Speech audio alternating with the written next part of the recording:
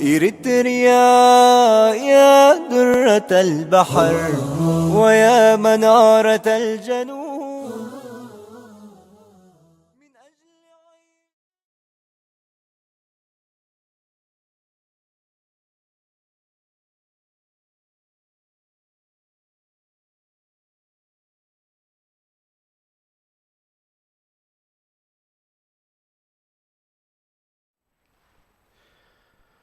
بسم الله الرحمن الرحيم. الحمد لله رب العالمين، والصلاة والسلام على نبينا محمد وعلى آله وصحبه أجمعين. مشاهدينا الأكارم، سلام الله عليكم ورحمته وبركاته. أهلا وسهلا ومرحبا بكم في حلقة جديدة من برنامجكم قضايا إريتريا.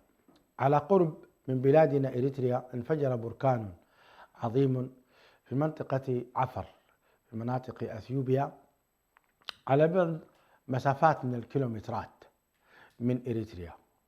هذا البركان قالوا عنه أهل العلم أنه لم ينفجر منذ 10,000 سنة، وحان وقته اليوم بأمر الله انفجر، ورؤي دخانه في اليمن وفي مناطق بعيدة، وكانت آثاره ونتائجه أنه مجرد نذير فحسب، لم تسجل أي خسائر مادية ولا خسائر بشرية. اليوم نحن نتحدث عن هذا البركان، لماذا انفجر، ما أسباب انفجاره ماديا، كذلك ما هي أسباب انفجاره شرعيا، كيف يرى الشرعيون من العلماء المفكرين في مثل هذه الحوادث التي يسمونها بعض أهل العلم طبيعية، وما هي بطبيعية. لقد انكسفت الشمس والقمر في عهد رسول الله صلى الله عليه وسلم، فقال الناس ما انكسفت إلا لموت ابن رسول الله صلى الله عليه وسلم، فقال رسول الله صلى الله عليه وسلم إن الشمس والقمر آيتان من آيات الله لا ينكسفان ولا ينخسفان لموت أحد ولا لحياته، فإذا رأيتموهما فافزعوا، وفي رواية يخوف الله بهما عباده. يا ترى انفجار هذا البركان في منطقة إرتلي في مناطق عفر بماذا يشير؟ على ماذا ينذر؟ كيف هي تدور مناطق القرن الأفريقي اليوم من حيث العدل والظلم؟ كيف هي أوضاعها؟ كثير من الناس يتساءل أين الله عز وجل فيما يحصل في الفاشر وغزة وغيرها؟ وربنا تبارك وتعالى يقول في كتابه العزيز ولا تحسبن الله غافلا عما يعمل الظالمون إنما يؤخرهم ليوم تشخص فيه الأبصار. حول هذه الأمور ماديا ومعنويا وشرعيا نستضيف فضيلة الشيخ حسن سلمان لنعرض عليه هذه القضايا من البراكين والزلازل لماذا تحدث. باسمكم جميعا أرحب به، وأهلا وسهلا شيخ حسن سلمان. أهلا وسهلا، مرحبا بكم المشاهدين. طيب، قبل أن نبدأ سنستمع إلى هذا التقرير ثم بعد ذلك ندخل في الحوار. بركان هايلي قوبي منطقة عفر. إن بركان هايلي قوبي يقع في حزام الصدع الإفريقي، وكانت هناك تقارير تتحدث عن أن تلك المنطقة قد تنفصل عن القارة الإفريقية، وهو ما يعرف بالصدع الإفريقي العظيم. تعد البراكين والزلازل من الكوارث الطبيعية الكبرى، إذ يراها البعض ظواهر طبيعية ناتجة عن تفاعلات داخل بنية الأرض. يمكن أن تسبب الزلازل البركانية تشققات في قشرة الأرض وتآكلا في الهياكل التي صنعها الإنسان. كان أكبر زلزال بركاني محسوس في منطقة كاسكيد زلزالا بقوة 5.5 درجة عام 1981 تحت جبل سانت هيلينز، وتجدر الإشارة أيضا إلى أن المنطقة شهدت ثورات بركانية سابقة عدة مرات. أما بركان هايلي قوبي فيقع في منطقة عفر شرق إثيوبيا، وعلى بعد كيلومترات قليلة عن الحدود الجنوبية الغربية لإرتريا بمنطقة عفر القريبة من ميناء عصب ومنطقة طيعوم. ويعتبر بركان خامل، حيث تشير التقارير أن آخر نشاط له كان قبل 10,000 سنة، وقد وقع ثوران البركان الأول في صباح الأحد يوم 23 من نوفمبر عام 2025 ميلادياً بعد آلاف السنوات من الخمول، وأطلق سحابات ضخمة من الرماد والغازات السامة بلغت 500 متر وانتشرت لمسافة آلاف الكيلومترات، وصلت إلى إريتريا واليمن وحتى أجواء الهند وباكستان. لكن لا توجد تقارير موثقة عن خسائر بشرية، ولكن هناك تأثير على الزراعة والماشية وحتى الرحلات الجوية بتلك المناطق.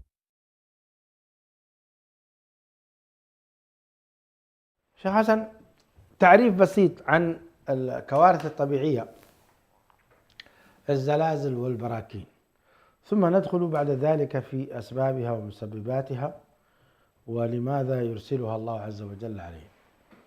الحمد لله رب العالمين، والصلاة والسلام على رسول الله الأمين وعلى آله وصحبه أجمعين، أما بعد. أولا، قبل أن ندخل في موضوع الزلازل وتعريفها والبراكين، لا بد أن نؤكد بأن الله سبحانه وتعالى له الخلق والأمر، فالله خالق كل شيء، ولا يكون في كونه وفي خلقه إلا ما يريد. يا سلام. فعال لما يريد جل جلاله. فمن الخطأ جدا أن يتصور أي شخص بأنه يمكن أن تكون هنالك ذرة من ذرات هذا الكون خارجة عن علمه أو خارجة عن خلقه أو خارجة عن أمره أو خارجة عن تدبيره، أو أن الله تبارك وتعالى خلق الخلق ثم تركهم كما يتصور الربوبيون. يقولون نعم أن الله خلق ولكنه ترك بعد أن خلق، هذا ليس صحيحا. فالله تبارك وتعالى يدبر الأمر في كونه، يدبر الأمر في خلقه. هذا التصور الإيماني لا بد منه قبل كل شيء، يعني قبل أن نتصور أنه والله مسألة البراكين، لا بد الإنسان أول تصوره في هذا الكون، خصوصا إذا اعتبرنا بالتوحيد لا بالواحدية. وهنا التوحيد هو أن الله مميز لخلقه، فهنالك خالق وهنالك مخلوق. الخالق متصف بكل صفات الكمال وهو المؤثر في خلقه، والمخلوقات خاضعة للخالق ومؤتمرة بأمره الكوني وأمره الشرعي. الواحدية هو التصور فلسفي الآن صار يظهر في الحالة المادية، هو غيبوا الله عن الكون فجعلوا الحالة كلها حالة طبيعية. وللأسف الشديد طبعا فلسفات الوجودية وبعضها أيضا فلسفة وحدة الوجود التي تذهب والحلولية يتصور بأن الله حل في هذا الكون، وبالتالي لا تمايز بين الخالق والمخلوق. هذه إشكالية على كل فلسفية، لا يعني هي كفرية بطبيعة الحال، لأنها جعلت الخالق والمخلوق شيئا واحدا، وكأنما هذا الكون بدأ بعد ذلك يتحرك ديناميكيا من خلال قوانين رتبت في داخله وحل الإله هناك. ليس الأمر كذا. بالنسبة لنا هنالك خالق، هنالك مدبر، هنالك من يحدث كل شيء في هذا الكون. ما تسقط من ورقة ولا من شيء من شجرة إلا الله عز وجل يعلمها، يعلم دبيب النملة السوداء في الليلة الظلماء في الصخرة الصماء، يعلم أصوات المنادين له ويفرز بينها. فإذا أنت أولا أمام الله جل جلاله، وأمام خلق كوني وخلق كذلك إنساني، يعني الخلق الطبيعي اللي هو عالم الأشياء، وأمام كذلك الخلق الإنساني. الخلق الكوني نظمه بقوانين سارية فيه جل جلاله، والخلق الإنساني أيضا نظمه بقوانين سارية فيه. أول دي لا بد أن تكون إن شاء الله نقطة واضحة عند الناس. النقطة الثانية فيما يتعلق بمسألة الزلازل ومسألة البراكين. الزلازل والبراكين هم مصطلحان لهم علاقة بما يجري في بواطن الأرض. فالبركان هو حالة تفاعل داخلي تؤدي إلى انفجار، ينفجر فيخرج النيران وتخرج يخرج الدخان، وكأنما حالة تنفيس في هذا.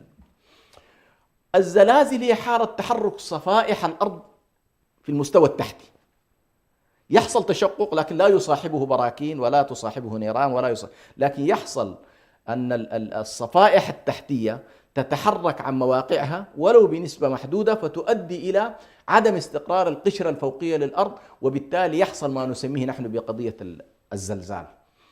وهنالك مصطلح على كل قد يدخل ضمن الزلازل أو قد يدخل ضمن اللي هو مصطلح الخسف.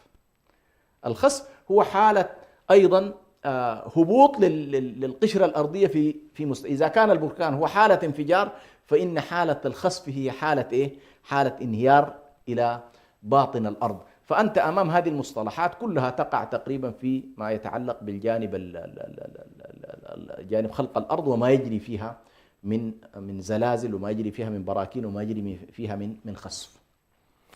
طيب شيخ حسن، هذه الزلازل أنت ذكرت في حديثك أنها البراكين تأتي من تفاعلات نيرانية تحت باطن الأرض. هل هذه جهنم التي حدثنا عنها النبي صلى الله عليه وسلم، وأن قعرها على مسافة 70 سنة، وأن حديث حجرا ألقي منذ 70 سنة فما وصل قعر جهنم إلا التو؟ وفي فترة كان للشيخ عبد المجيد الزنداني رحمه الله تقرير عن فئة أعتقد من البلجيكيين أو غيرهم من الأوروبيين، نزلوا في بحوث علمية باتجاه جيولوجيا، فحفروا أعماق في الأرض فسمعوا أصوات نساء ورجال يعذبون، ثم يعني حذف هذا الفيلم. هل نقول أن هذه البراكين هي تأتي من جهنم؟ هل وقفتم على هذا الشيء؟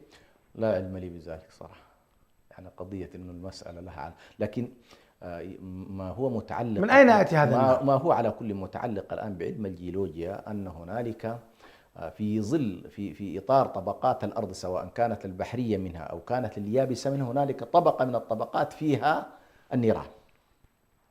ولذلك قضية التسجير الذي يكون يوم القيامة وإلى البحار سجرت هي موجودة في باطن هذه الأرض ضمن مستوى من المستويات.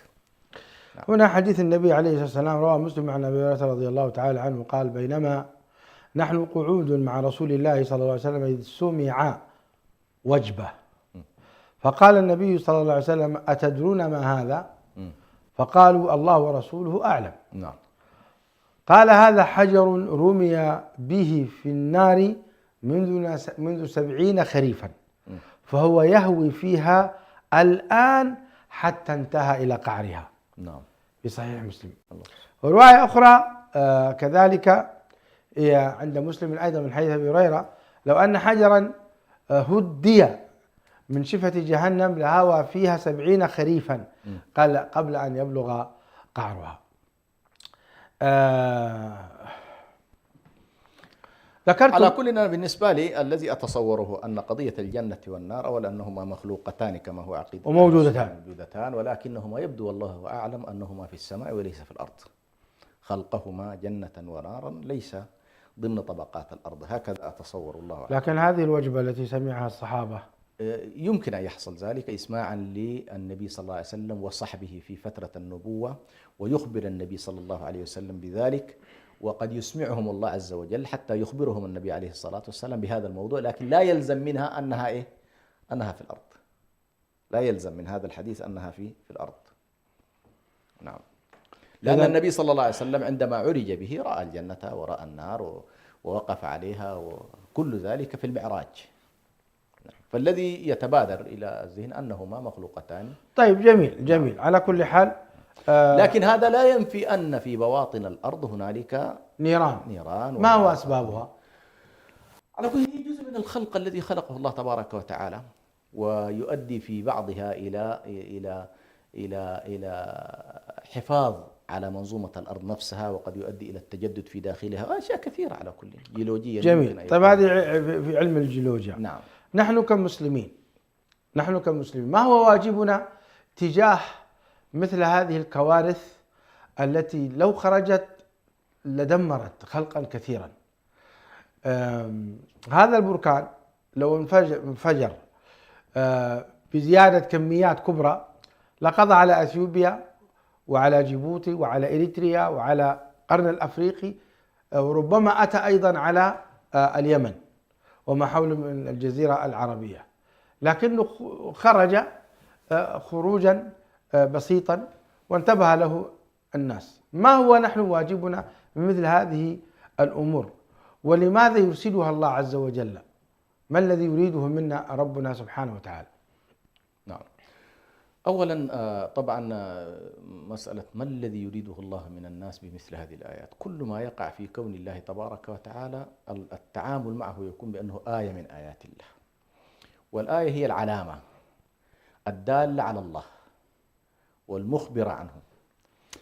كثير من الناس ابتداء تجد أنه سبحان الله يشعر الإنسان دائما عند ثبات الأمور واستقرارها يشعر بالغفلة. استقرار الأشياء وعدم حركتها وعدم التغيرات فيها يشعر الإنسان بالغفلة، كما قال الله تبارك وتعالى: اقتربت الساعة وانشق القمر وإن يروا آية يعرض ويقولوا سحر مستمر وكذبوا واتبعوا أهواءهم وكل أمر مستقر.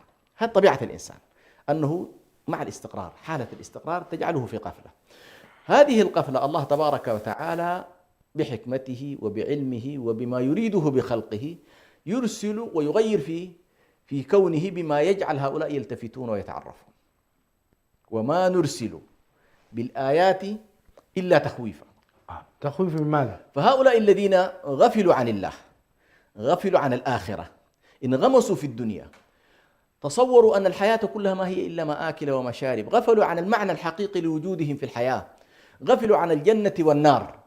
فالله عز وجل ينبههم بأن والله هنالك آخرة، هنالك جنة، هنالك نار، هنالك وظيفة أساسية في وجودكم. انتبهوا لذنوبكم، انتبهوا لمظالمكم، انتبهوا لمخالفاتكم لشرع الله تبارك وتعالى، انتبهوا للقتل والسحل والجرائم التي ترتكبونها. كل هذا الله عز وجل يقول لكم والله يا أخي هذا الذي طغى وتجبر وتصور بأن والله لا أحد يستطيع أن يوقفه، الله عز وجل يقول له بشيء بسيط يمكن أن يزول ملكك كله. جميل. فالله عز وجل يريد أن ينبه الناس. لذلك سبحان الله لما النبي صلى الله عليه وسلم، لاحظ النبي صلى الله عليه وسلم ما انشغل بالتفسير الطبيعي كما يقولون أو التفسير العلمي لظاهرة الشمس والقمر، ما انشغل بذلك، انشغل بهذا الموضوع. أي. عرفناه نحن الآن، صرنا من العلم من خلال التجارب غير أن نستطيع، لأن هنا تأتي قضية العلم والدين. العلم توصيفي، يقول لك والله لما حدث. لا ممكن واحد يقول كيف حدث أو يعني كيف حدث، يبين لك إنه والله حصل مسافة كذا بعمق كذا انفجار كذا كذا، لكن لماذا حدث؟ هذا لا يجيبها أحد إلا الوحي. أو ما الواجب تجاه ما حدث، ما الواجب تجاه. فالنبي صلى الله عليه وسلم ليست وظيفته الحديث عن البراكين من ناحية علمية، ولا الحديث عن الزلازل من ناحية علمية، ولا كيف تقع الشمس والقمر، ولا الحديث عن المسافات بين النجوم. ليست مهمة النبي صلى الله عليه وسلم. مهمة النبي عليه الصلاة والسلام أن يقول لك والله عندما ترى هذه الآية، هي أول آية اقتراء هذا الكسوف أو الخسوف الذي يحصل، يجب أن تنتبه إليه أنه آية من آيات الله. فأول قضية ينبهك إلى أن هذه آية تدل على وجود الله، وعلى أن هذا صارت بأمر الله، وأنه ليس مجرد صدفة، ليست صدف، إنما الله يجريها حتى يعني حتى من يريد أن يذهب في اتجاه المنظومات القانونية أن الله يحدث هذه ما أجراها بقوانينه. فالذي ينبهك إليه الشارع أول أن تلتفت إلى أن ذلك آية من آيات الله. هذه واحد. الأمر الثاني، ما الذي يجب إزاء الآية؟ أول حاجة أن تنفي كل الأوهام والأغاليط. فلا تقول إن والله هذه الشمس اليوم من مات في هذا اليوم تربطها بموت أحد أو بحياة أحد أو اتولد شخص أو كذا، فنظن في أوهام. هذا الواجب الثاني، نفي التصورات الخاطئة. فالنبي صلى الله عليه وسلم قال إنهم آيتان من آيات الله لا تنكسفان ولا ينخسفان لموت أحد ولا لحياة. قال إذا رأيتم ذلك ما الذي يجب؟ افزعوا إلى الله أو الجأوا إلى الصلاة. وفي رواية يخوف الله بهما عباده. أحسنت، بين المقصود أو الحكمة. يخوف الله معناته في شيء فعله العباد بما يوقعهم في الخوف. نعم، مش كده؟ صحيح. أولا بين الحكمة، بين إن لما وقع أن الله أراد تخويف العباد. نعم. ليش يخوفهم الله سبحانه وما نرسل بالآيات؟ معنى ذلك أمنوا أكثر من اللازم، آمنوا أكثر من اللازم فعصوا الله، آمنوا أكثر من اللازم فذهبوا. فالله عز وجل يقول لك لا. ولذلك سبحان الله شيخنا لو لاحظت في أظن في بعض الآيات في نعم أنا مجهزها لك. يقول تعالى أفأمن الذين مكروا السيئات أيوة أن يخسف الله بهم الأرض، نعم، أو يأتيهم العذاب من حيث لا يشعرون، نعم، أو يأخذهم في تقلبهم فما هم بمعجزين، أو يأخذهم على تخوف فإن ربكم رؤوف رحيم. الله أكبر. فلاحظ الآن إن ربكم لرؤوف رحيم. هذه الغفلة الله عز وجل ينبه الغافل ما بيحتاج إلى شيء يوقظه، شيء ينبهه، شيء يذكره.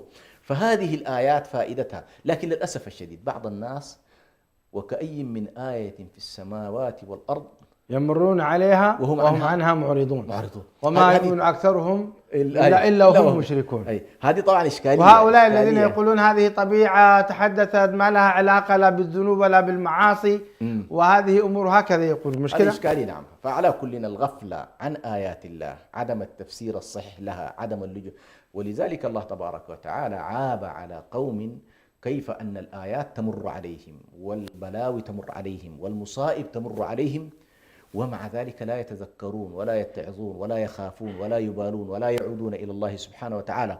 ولذلك هذه واحدة من المشاكل الكبيرة على كل. قال ولقد أخذناهم بالعذاب، مش كده؟ فما استكانوا. أخذناهم بالعذاب فما استكانوا لربهم وما يتضرعون. كأنما الله عز وجل يقول لك والله عندما أخذك بالعذاب وترى الزلازل وترى الخسف وترى البراكين وترى الأشياء التي تخيف ولم تتضرع إلى الله ولم تلجأ إلى الله، فهنا تأتي الإشكالية الكبيرة. وللأسف الشديد طبعا الخلط شيخنا، الخلط الذي يكون بين من يتصور أن أنا أفسر ظاهرة طبيعية وبين من يخلط الواجب الشرعي تجاه ظاهرة الطبيعية. يا سلام. أنا لا عندي إشكال في أنك أنت فسرها أو صفها ما شئت، خلي الخبراء يخرجون يتكلمون، تستمر كم ستستمر لا تستمر، هذه كلها خلي يقول فيها ما شاء، لكن ما الواجب الشرعي تجاهها؟ نعم. هذه قضية دينية. الواجب الشرعي تجاه كل حدث من الأحداث هو قضية دينية وليست قضية علمية. لا يستطيع فلاسفة الأرض كلهم أن يجيبوك على ما الواجب تجاه هذا الحدث. نعم. الواجب الآن تجاه البراكين شيء ديني، أن تتوب، أن ترجع، أن تراجع، أن تراجع، يعني أن تعود مع الذات، ما الذي حدث، ما الذي فعلناه. هذه القضايا كلها قضايا دينية وليست قضايا إيه؟ قضايا علمية بطبيعة الحال. جميل يا شيخ حسن. كذلك يعني أحب أن أقرأ أيضا من سورة الأعراف: فأمن أهل القرى أن يأتيهم بأسنا بياتا وهم نائمون أو أمن أهل القرى أن يأتيهم بأسنا ضحى وهم يلعبون أفأمنوا مكر الله فلا يأمن مكر الله إلا القوم الخاسرون. فبلا شك أن هذه الآية أيضا لو تعلق عليها. هذا التخويف يعني كأنما الله عز وجل يقول لنا يكونوا مستعدين 24 ساعة. يعني يجب أن لا تغفلوا، يجب أن لا يأخذنكم الأمان وتتصوروا بأن الأمور مستقرة وأن الأمور كذا، أو أن الله غافل عن الظالمين، أو يتصور الطغاة بأن يفعلون ما يشاءون وليس هنالك فعل لله عز وجل تجاههم. هذه كلها الله عز وجل يقول لك لا، ممكن أن يأتي صباحا هذه العذاب من الله، يمكن أن يأتي مساء، يمكن أن يأتي وأنت مشغول وأنت لاهي وأنت تلعب، ويمكن أن يأتيك وأنت نائم لا تدري. هذا وبالتالي لاحظ الشريعة نظمت حياتك لتكون ذاكر لله من الصباح إلى المساء. يعني حتى وأنت تنام يقول لك والله عندك أذكار النوم، افعل كذا كذا كذا، مش كده؟ هذه سبحان الله لتكون في حرز الله وفي حصن الله تبارك وتعالى. نعم. طيب جميل يا شيخ حسن. إذا نحن الآن خرجنا من خلال هذا الحوار أن هذا الانفجار هو آية من آيات الله. نعم. وأنه حصل من أجل التذكير والإنذار والتخويف. نعم. طيب منطقة القرن الأفريقي التي لو خرج هذا الانفجار وحصل بشكل كبير لدمرهم، ما هي المخالفات التي فعلا توجب مثل هذا النذير الخطير؟ يعني تدخل إلهي. يعني ربما الحروب تأخذ يعني آلاف من البشر، لكن مثل هذه البراكين تأخذ الملايين من البشر، يعني ودمارها جدا مرعب. فقوة الله عز وجل فوق كل قوة بلا شك. فما هي إذن المخالفات الشرعية والأمور التي أبرزها؟ لماذا جاء النذير في منطقة القرن الأفريقي؟ ما الذي يجب علينا نحن كدعاة أن ننبه الناس؟ هذا السؤال الأول. السؤال الثاني أيضا: أين رجال الدين وأين المنظمات والهيئات العلمية في مثل هذا؟ ما الواجب عليها؟ هل يعني يكفي بأن نقول هي آية من آيات الله ونسكت، أو هناك واجبات أخرى؟ أريد حقيقة تفصيل في هذا الموضوع. طبعا البعد الديني دائما سبحان الله يجعل الإنسان يقف مع نفسه ولا يحاول أن يجعلها في ساحة السلامة. يعني الصحابة رضوان الله عليهم كان الواحد من إذا أصابته شوكة يدرك أنه في إشكال، يعلم أنه ما أصابك مصيبة فبما كسبت الأيدي. يعني هكذا الحالة الدينية بشكل عام. يلزمك أنه أنت والله تنظر إلى أن ما أصابك إلا بما كسبت يدك. ما أصابك يعفو الله تبارك وتعالى عن كثير، ومع ذلك كأنما يريد أن يقول لك الله سبحانه وتعالى: لا، لو أخذت كل واحد منكم بذنبه ما بقي على ظهرها. نعم. مش كده؟ لكن الله سبحانه وتعالى يعني يتجاوز عن كثير من الصغائر وينبه إلى الكبائر. فإذا نظرنا الآن نحن مثلا كشعوب في القرن الأفريقي، أعظم المظالم التي تقع اليوم بين الناس أولا في العلاقة مع الله، هذه قضية كبيرة، علاقة الناس مع الله سبحانه وتعالى، علاقة التوحيد، الشرك، قضية البدع، توحيد الله، قضية الإيمان بالله، قضية الاستجابة لأمر الله، الاستجابة لرسالته، الاستجابة لأحكامه. هذا ملف. المسألة الثانية أيضا العلاقة البينية. يعني أكثر منطقة للأسف الشديد تجد فيها اليوم النفس البشرية تكاد ليست معتبرة ولا قيمة لها، هي منطقتنا للأسف الشديد. التقاتل، التحارب، هذه القضية التي كان الملائكة أكثر ما يخشون عندما قال الله سبحانه وتعالى: إني جاعل في الأرض خليفة. قالوا: أتجعل فيها من يفسد فيها ويسفك الدماء. فقضية الإفساد في الأرض وسفك الدماء من أعظم الذنوب التي حتى الملائكة خشوا إن والله هذا الكائن الذي يرتكب هذه القضايا كيف تخلقه ونحن نسبح بحمدك ونقدس لك، ونحن المسبحون والمقدسون معك. يعني إذا كانت قضية عبادة احنا موجودين عبادة، فليش تخلق هؤلاء؟ نعم. قال: إني أعلم ما لا تعلمون. لله عز وجل حكمة في خلق هذا الإنسان العاصي، لأنه يخرج من هؤلاء العباد والزهاد والمجاهدين فهذه حكمة الله في هذا الإنسان. فهذه أيضا موجودة للأسف الشديد، التظالم بين الناس، الربا بين الناس، الزنا بين الناس، هذه كلها من المظالم التي. لكن أنا في تصور يا شيخ حسن، ولك التعليق، أن أعظم معصية في منطقة القرن الأفريقي هي الظلم. هي كل ذلك ظلم، قتل الناس بغير حق، إقامة الحروب بغير حق، منع الناس من حقوقها من الماء وغيره بغير حق، أخذ أموال الناس بالباطل بغير حق. أعتقد أن هذه أبرز هي كلها تندرج على كل. ما عصي الله عز وجل أصلا إلا بظلم الإنسان، وما ظلمناهم ولكن كانوا أنفسهم يظلمون. فهي ولذلك الله عز وجل قال: وكل أخذنا بذنبه. عندما يأخذ الله تبارك وتعالى، أخذ فرعون وأخذ هامان وأخذ كل هؤلاء أخذهم بذنوبهم، فمنهم من أغرقه ومنهم من خسف به وبداره الأرض ومنهم من أجرى عليه ما أجرى. فهي بطبيعة الحال ظلم الإنسان، سواء كان في الظلم الذي هو في العلاقة مع الله، الإشراك بالله، وكلنا أخذنا بذنبه، فمنهم من أرسلنا عليه حاصبا، نعم، ومنهم من أخذته الصيحة، نعم، ومنهم من خسفنا به الأرض، ومنهم من أغرقنا، وما كان الله ليظلمهم ولكن كانوا أنفسهم يظلمون. لحظة، كلها ربطها بإيه؟ الله، ربطها بمظالم. الله. ربطها بمظالم. إذن هذا بركان رسالة لرؤساء أثيوبيا ورؤساء الصومال ولرؤساء إريتريا ولرؤساء جيبوتي ولرؤساء اليمن وكل من بيده السلطة في عامة الناس، بل حتى غير المسؤولين أيضا. نعم. كون الشخص حتى يظلم نفسه ويظلم زوجته ويظلم أبنائه داخل في مثل هذا النبي. بل هي تعبر الأحداث شيخ برهان، هي عابرة كما يقولون، وخصوصا عبورها اليوم عن طريق التلفزة. الكل يعني حتى الذين في أمريكا الجنوبية وأمريكا الشمالية عندما يرون هذا البركان في منطقة ما، المسلم عليه أن يتعظ إنه والله ما وقع في هذا المكان يمكن أن يقع عندي أنا.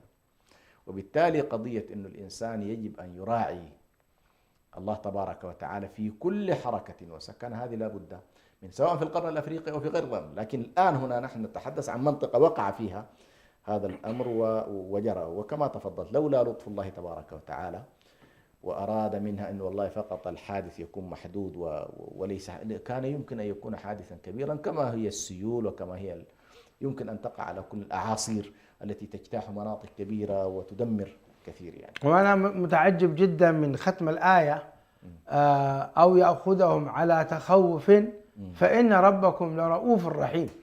كيف ختمت بالرأفة والرحمة وهي تخوفهم؟ هي هكذا، بمعنى أن الله تبارك وتعالى أحدث حدثا يلفت الناس ويخرجهم من الغفلة، ولكنه لم يأخذهم جميعا بعذابه. لم يأخذ، يعني الآن الحدث يكاد يكون في سياقه الجغرافي كذا محدود، ولو أن الله وسعه لتوسع. صحيح. لو أن الله أراد أنه والله يأخذ لا هلك أهل اثيوبيا وأهل إريتريا وأهل جيبوتي كل من القرن الأفريقي ربما زاد على ذلك، ولكن رحمة الله عز وجل ذا. طيب، ما هي رسالتكم شيخ حسن لهذه الشعوب بصفة خاصة القرن الأفريقي وبصفة عامة فيه؟ لا ننسى ما يحدث اليوم من ظلم شديد من منطقة الفاشر وتعدي وإجرام من المتمردين تجاه الحكومة الشرعية للسودان وما هو حاصل.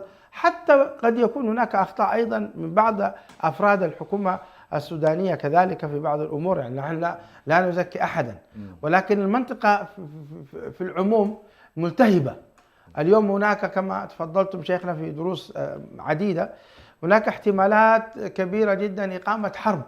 هل هذا نذير؟ أي لا تقيمون مثل هذه الحرب؟ هناك حرب بين أثيوبيا وإريتريا، يعدون العدة جميعا، يريدون أن يقيموا حرب ضروس. يعني لا يمكن أن نتفق أن ننهي هذه الحرب بالاتفاق بالتفاوض، نتنازل عن بعض الشيء من كلا الطرفين ونحقن الدماء؟ ألا يمكن ذلك؟ هل هذا البركان نذير لهذه الأمر؟ على كل موضوع أنه ما الذي يجب على الناس في مثل هذه الأحداث هو أن يعود الإنسان إلى الله وأن يتوب وأن يستغفر وأن يراجع حساباته، كل في ذاته رئيسا ومرؤوسا، الكل يجب أن يقف مع نفسه. لكن شيخنا هنالك قضايا نبه إليها النبي صلى الله عليه وسلم، مثلا لما قال 5 أعوذ إذا ابتليتم بهن وأعوذ بالله أن تدركوهن، واحدة منها مثلا وما لم تحكم أئمتهم بكتاب الله ويتحروا فيما أنزل الله إلا جعل الله بأسهم بينهم شديد. يعني قضية تغييب الشريعة الإسلامية وتقييم حاكمية الإسلام واتباع الأهواء واتباع النزوات والسباق على الدنيا وعدم وجود رعاية حدود الله عز وجل، كل ذلك مما يجعلنا في إشكال كبير جدا. يعني الحديث فيه نقطتين مهمات جدا سبحان الله، فيه نقطة العهود والمواثيق، وفيه نقطة وما لم تحكم أئمتهم بكتاب الله. كلاهما يؤدي سبحان الله إلى إشكال كبير جدا، وهو قضية الحروب وقضية الإشكالات البينية ما بين الحاكم والمحكوم وما بين المحكومين أنفسهم.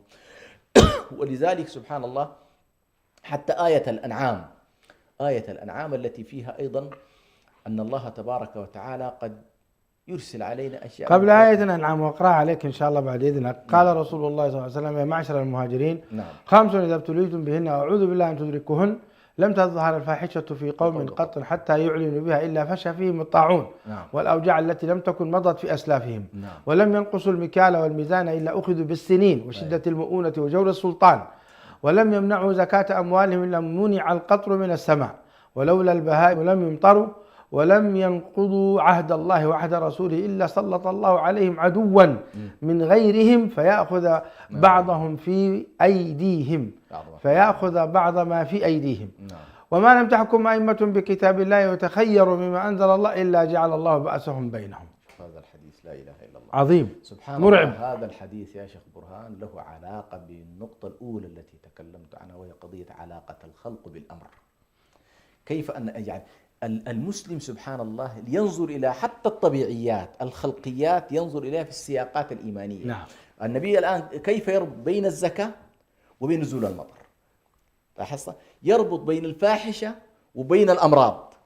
فالمسلم ما يقول والله هذا عادية، ما لا، ليش انتشرت الأمراض؟ يجب أن نبحث. لاحظت؟ يعني هنا هذا الحديث دلالته هل والله هنالك علاقة بين ازدياد نسبة الفاحشة وازدياد نسبة الأمراض التي لم تكن معهودة؟ هل هنالك علاقة بين الزكاة وبين نزول المطر؟ هل هنالك علاقة بين الأمن الاجتماعي؟ شيء عجيب صحيح. هذا الحديث سبحان الله فيه ربط كبير بين أنه كلما هنالك من ذنوب تقابلها مباشرة أشياء في عالم الطبيعة، في عالم الطبيعة، لكنها تقع الحروب، تقع عدم المطر، يقع الكذا، تقع الأمراض، تقع كده. فهي لا بد للمسلم أن يكون رابط ما بين خلق الله وما بين علاقتها بأمر الله ونهيه. حتى آية يعني قل هو القاهر على أن يبعث عليكم عذابا من فوقكم أو من تحت أرجلكم أو يلبسكم شيعا فيذيق بعضكم بأس بعض. نعم. هذا كله سبحان الله في سياق إنه والله كلما ابتعد الناس عن الله عز وجل كلما جاءهم العذاب من فوق عن طريق الصيحة، جاءهم العذاب من تحت عن طريق الخسف والزلازل والبراكين، جاءهم العذاب البيني من خلال القتال والاحتراب البيني. هذه كلها من الأشياء التي يخوف الله سبحانه وتعالى بها عباده عن قضية الذنوب والمعاصي. في قوله تعالى ولو أن أهل القرى آمنوا واتقوا، نعم. تأتي الآن أيضا نفس ولو أن أهل القرى آمنوا لفتحنا عليهم بركات من السماء. ما العلاقة بهذا وهذا؟ نعم. هذا ما تفضلت كلما به. كانت هنالك تقوى هنالك بركات نعم. في الأرض. كل ما انحرفت البشرية حصل جفاف. يعني هناك علاقة إذن، نعم. علاقة كبيرة علاقة بين الأمور الطبيعية، بين فعل الإنسان بين فعل الإنسان وبين فعل الطبيعي، فعل الله في الطبيعة. سبحان الله. أيوه. وهنا سبحان الله قضية القدر، سر الأقدار يا شيخ برهان. إذا رأيت القدر في النهاية، لما كان العلماء يتكلمون عن أن سر العبودية في أقدار الله، سر العبودية في أقدار، فأنت سبحان الله تلاحظ بأن والله كلما أطعت الله كان لذلك أثر في حياتك. نعم. كان لذلك أثر في حياتك. نعم. لذلك شوف سواقي الآيات شيء عجيب. ولو أن أهل القرى آمنوا واتقوا لفتحنا عليهم بركات من السماء والأرض. نعم. ولكن كذبوا فأخذنا بما كانوا يكسبون. أفأمن أهل القرى أن يأتيهم بأسنا بياتا وهم نائمون. نعم. سياق الآيات كلها يعني أنت لست بعيدا عن يعني تحرك الكون. نعم. صح. حديث الرجل الذي قتل 100 نفس. نعم. فأراد أن يتوب. نعم. سبحان الله. فمات في الطريق. نعم. حرك الله له الكون أو لا؟ نعم حرك. قرب الأرض التي هو مع أنه لم يكن قد بلغها وما كان تنازعت فيه ملائكة الرحمة وملائكة العذاب، فالله عز وجل قرب إليه مسافة إذا الشاهد أن الكون قد يتحرك. نعم. بفعل بني آدم من الأعمال الصالحة نعم قد يتحرك. نعم. يعني الآن نحن مثلا عندما الله تبارك وتعالى شرع لنا الاستسقاء، وهي في نهاية المطاف أنت يقول لك الله اطلب لأحرك لك الكون. الله. اطلب لأحرك لك الكون. الله. والله يا شيخ برهان مرة أذكر في مدينة كسلة خرجنا إلى صلاة الاستسقاء والجو عادي جدا الساعة 8 وما في أي مؤشرات لمطر ولا لي. فلما كبر الإمام أذكر سبحان الله كبر الإمام وإذا الصعق بدأ في السماء. الله. قبل أن نكمل الركعة الأولى نزل علينا المطر. فقضية إنه والله أن الله يحرك لك كونه، الكون كونه والأمر أمره، ويفعل في كونه ما يشاء. طيب هؤلاء الذين ينكرون يا شيخ حسن، يعني خاصة من بعض أهل العلم مع الأسف، يحصل زلزال فيحصد الكثير من البشر 60-70 ألف، يقول لك هذا لا يلزم أن يكون بذنوبهم ومعاصيهم. طيب متى سيكون التخويف بالله إذن؟ إذا كنا نقول أن هذا الزلزال جاء وضرب 60-70 ألف راحوا فيها ماتوا، ونقول أنهم لم يكونوا مذنبين وكانوا على الطاعة ولا يشترط هذا أن يكون كذا، متى سيكون التخويف بالله؟ لا هذا خلل، يعني خلل، لأن الأحاديث التي فيها الزلازل وفيها الخسف وفيها كذا، حتى أم سلمة رضي الله عنها لما تكلم النبي صلى الله عليه وسلم عن زلزال أو كذا تقول أنهلك فينا الصالح؟ قال نعم إذا كثر الخبث. طيب إذا الصالح نفسه يهلك مع الطالح إذا كثر الخبث. طيب وفي أحاديث أخرى تشير إلى أنه إذا نزل العذاب ومن بين أهل العذاب نفسهم في صالحين، يعني وجود العذاب لا ينفي وجود صالحين فيه، لأنه يكلهم الله بعد ذلك كل إلى حاله. لكن لا بد من التذكير بالله تبارك وتعالى في الأحداث، يعني هذا مطلوب شرعا أن تذكر، لأن الله جعله حكمة ومقصود. مش كده قال كذلك يخوف الله عباده يا عبادي فاتقوا. فأنت خوف الناس بما يكون في الطبيعة من إشياء، ثم أيضا بين الناس بأن والله الإنسان يحتاج إلى أن يقف مع نفسه، يقف مع المجتمع، يبحث عن إشكالاته، ما الذي حدث، لكن أن نكون والله كغيرنا، يعني يستوي في الأحداث الطبيعية أهل الإيمان وأهل الكفر، هذه إشكالية كبيرة. صحيح. ما الذي تقرأه في حديث النبي عليه الصلاة والسلام كونه يرى عارضا ممطرا أو عارض في السماء فيدخل ويخرج فيخرج ويدخل ويخرج، وعائشة تقول له ما بك يا رسول الله إنما هذا عارض ممطرنا، فيكون جوابه صلى الله عليه وسلم وما يدري قد يكون هو مثل الذي حدث لي عاد. كيف تقرأ هذا الحديث؟ هذا سبحان الله طبعا هذا مقام الخواص، هذا مقام الخواص. يعني النبي عليه الصلاة والسلام لاحظ ما قال أنا نبي، وما قال أن الله مطلعني على كل أسرار هذا، لا ما قال. ولا يمكن تعذب الأمة بوجودي، أبدا ما قال ما قال مع أنه في ضمانات، سبحان الله في ضمانات النبي وما كان الله ليعذبهم وأنت فيهم، لكن مع ذلك لاحظ موقع الخواص هو ينظر إلى أن الكمال الذي هو فيه يطمح إلى ما هو فوقه، فهو يخشى على نفسه، يخشى على أمته، يخشى على أن الله تبارك ربما أحدث الناس حدثا، فهو لم يطلع الله على كل شيء، على كل شيء. نعم. فالنبي يخشى، فما بالنا نحن؟ يجب أن نخاف. يحصل بركان مثل هذا مفزع ولا في أي حركة؟ لا، يجب الناس. رسالتكم لأئمة مساجد ورسالتكم على كل أئمة كيف المساجد نختم بهذا إن شاء لا الله؟ بد أن الناس أولا أن تذكر بالله تبارك وتعالى، وأن يكون هنالك إن صح التعبير هنالك نوع من التمايز المنهجي فيما يتعلق بالفصل العلمي. خلي أهل العلم يتحدثون في الظاهرة، هذه لا تعنينا كثيرا، إنه الظاهرة وطبيعتها وأسبابها وآثارها وما وصلت إليه هذا شأن علمي، لكن الشأن الإيماني والشأن الديني هو ما المطلوب في هذه الحوادث. هل هذه الحوادث تقع بلا مراد الله؟ هل هذه الحوادث لله فيها حكمة؟ ما هي الحكمة من خلال كتاب الله، من خلال سنة النبي؟ الحكمة فيها أن والله هذه، يعني النبي صلى الله عليه وسلم يقول لن تقوم الساعة حتى تكسر الزلازل مثلا، هذا مؤشر. أنا لما أرى حركة الزلازل يعطيني مؤشر على اقتراب الساعة. لما النبي صلى الله عليه وسلم يقول لن تقوم الساعة حتى يكون خسف في المشرق وخسف في المغرب وخسف في جزيرة العرب، فأنا أفهم أن والله هذه المؤشرات كلها دلائل على اقتراب موعدنا مع الله سبحانه وتعالى. فالبعد الإيماني أو البعد الديني يجعلنا دائما نستثمر الأحداث التي تقع لنخوف بها عباد الله سبحانه. بعض الناس سبحان الله يقلق، أنا أعجب، يقلق من أن والله لا تخوف الناس. ليش لا نخوف الناس؟ هو أنت أصلا فاكر أنه أنت مطالب بأن تؤمن الناس يعني؟ الله المستعان. ولا الله قال لك خوفهم، ذكرهم، علمهم.